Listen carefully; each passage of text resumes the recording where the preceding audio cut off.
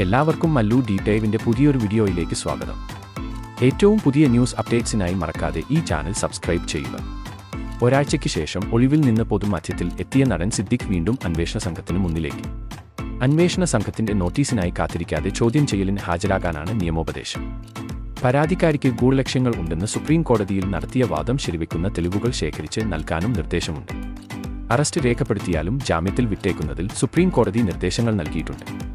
എന്നാൽ ഹർജി പരിഗണിക്കവേ സംസ്ഥാന സർക്കാരിനെതിരെ സുപ്രീം കോടതി നടത്തിയ വിമർശനങ്ങളാണ് സിദ്ദിഖിന് ആത്മവിശ്വാസം.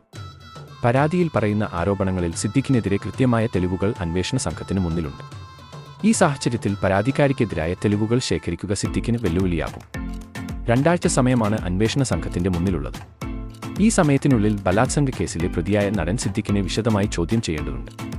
സുപ്രീം കോടതി അറസ്റ്റ് 2 ആഴ്ചത്തേക്ക് തടഞ്ഞതോടെയാണ് ഒളിവ് ജീവിതം അവസാനിപ്പിച്ച് നടൻ സിദ്ദിഖ് പുറത്തിറങ്ങിയത്. എന്നാൽ തെളിവുകളുടെ അടിസ്ഥാനത്തിൽ സിദ്ദീഖിനെ വീണ്ടും അറസ്റ്റ് ചെയ്യുമെന്നുള്ള സൂചനകളടങ്ങിയ റിപ്പോർട്ടുകളും പുറത്തുവരുന്നുണ്ട്. ഹൈക്കോടതി ജാമ്യം തള്ളിയതിന് പിന്നാലെയാണ് സിദ്ദീഖ് സുപ്രീം കോടതിയെ സമീപിച്ചത്. മുൻകൂർ ജാമ്യം നൽകുന്നതിനെതിരെ 3 തടസ്സവാദ ഹർജികളും സുപ്രീം കോടതിയിൽ ഫയൽ ചെയ്തിരുന്നു. എന്തായാലും കാത്തിരുന്ന് കാണാം സിദ്ദീഖിന്റെ നിയമ പോരാട്ടത്തിനായി. അപ്പോൾ ഇതുപോലത്തെ കൂടുതൽ ന്യൂസ് അപ്ഡേറ്റ്സിനായി ഈ ചാനൽ മറക്കാതെ സബ്സ്ക്രൈബ് ചെയ്യുക.